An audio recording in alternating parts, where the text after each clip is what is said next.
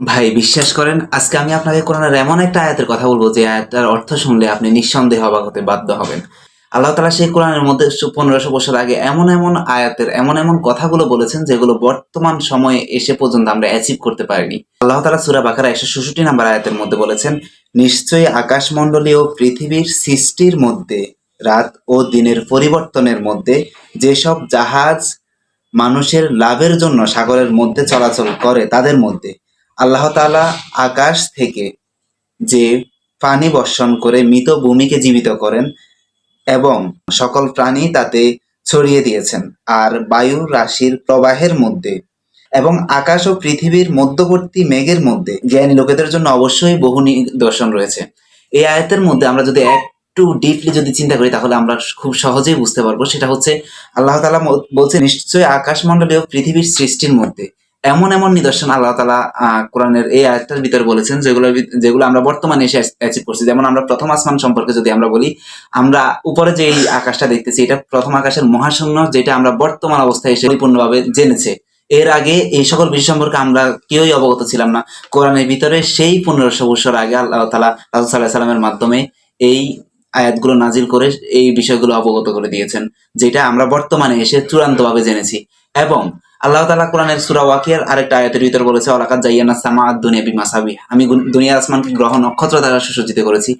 এই আয়াতটার বিস্তারিত ব্যাখ্যা যদি বুঝতে যাই, ক্লাস 5 এর একটা বইয়ের ভিতরে যে মহাবিশ্বের একটা চ্যাপ্টার ছিল বিজ্ঞান বইয়ের মধ্যে, সেখানে ভিতরে উল্লেখ করা ছিল যে 7টি গ্রহ সূর্যকে কেন্দ্র করে ঘুরে এবং সেই 7টি গ্রহের ভিতরে আমাদের পৃথিবী হচ্ছে একটি গ্রহ। অর্থাৎ আমরা যে পৃথিবীতে রয়েছি সেটা হচ্ছে শুধুমাত্র সূর্য হচ্ছে একটা নক্ষত্র এবং এটাকে কেন্দ্র করে যেরকম এতগুলো গ্রহ ঘুরতেছে, 7টি বা 8টি গ্রহ ঘুরতেছে, ইউনেস্কো, নেপচুন, তারপরে হচ্ছে শনি, রবি, সোম, মঙ্গল, বুধ, বৃহস্পতি সহ, শুক্র সহ যতগুলো গ্রহ নক্ষত্র রয়েছে, সূর্যের চারপাশে এই গ্রহ নক্ষত্রগুলো ঘুরতেছে। এটা সহ এরকম শত শত গ্রহ নক্ষত্র নিয়ে আমাদের মিল্কওয়ে গ্যালাক্সি গঠিত। এরকম শত শত মিল্কওয়ে গ্যালাক্সির মতো এরকম শত শত লক্ষাধিক গ্রহ মিলে গ্যালাক্সি মিলে একটা ইউনিভার্স গঠিত। এরকম শত শত লক্ষাধিক ইউনিভার্স নিয়ে একটা মাল্টিভার্স গঠিত। এইরকম শত শত কত হাজার লক্ষ মাল্টিভার্স রয়েছে আমাদের এই সৌরজগতের মধ্যে, সেটা বোঝা সম্ভব না। ইভেন এখনো পর্যন্ত অ্যাচিভ করতে পারে না এটা, অথচ আল্লাহ তাআলা কত আগে বলেছে, 1500 বছর আগে বলেছে, ওয়ালাকাদ জায়্যানা সামা আদ-দুনিয়া বিমাসাবিহ, আমি দুনিয়ার আসমানকে গ্রহ নক্ষত্র দ্বারা সুসজ্জিত করেছি। আর এই দুনিয়ার আসমানের নিচে আমরা শুধুমাত্র ছোট্ট একটা গ্রহের মধ্যে অবস্থান করতেছি, যেটা হচ্ছে পৃথিবী, যেটা সূর্যকে কেন্দ্র করে ঘুরতেছে। 8টি গ্রহের মধ্যে সব থেকে ছোট গ্রহগুলোর মধ্যে একটা গ্রহ হচ্ছে এই পৃথিবী, আর ওই গ্রহের মধ্যে আমরা বসবাস করতেছি। এবার বুঝে দেখেন আমাদের মহাবিশ্ব কত বড়।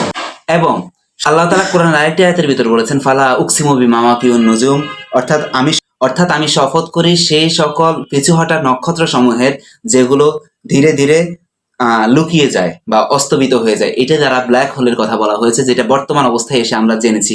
কোরআনের ভিতরে আল্লাহ তাআলা সর্বপ্রথমেই কোরআনের সূরা বাকারা 2 নম্বর প্রথম আয়াতের অর্থটা আল্লাহ তাআলাই ভালো জানেন। এই আয়াতের ভিতরে বলেছে, জালিকাল কিতাবুল লা রাইবা ফীহি, এটা সেই কিতাব যাতে কোনো সন্দেহ নেই, হুদাল লিল মুত্তাকিন, মুত্তাকিদের জন্য এটি পথ প্রদর্শক। অর্থাৎ যারা মুত্তাকি তাদের জন্য এটা পথ প্রদর্শক। এবং আমি সবসময় রিকমেন্ড করবো, অবশ্যই আপনারা পড়াশোনা করবেন, নিজেরা জানুন, নিজেরা যা জানবেন আল্লাহ তাআলা বলেছে সেই ব্যক্তি সর্বোত্তম যে কোরআন নিজে শিখে এবং অন্যকে শেখায়। অবশ্যই আমরা সর্বোত্তম ব্যক্তিদের মধ্যে থাকার চেষ্টা করবো ইনশাআল্লাহ।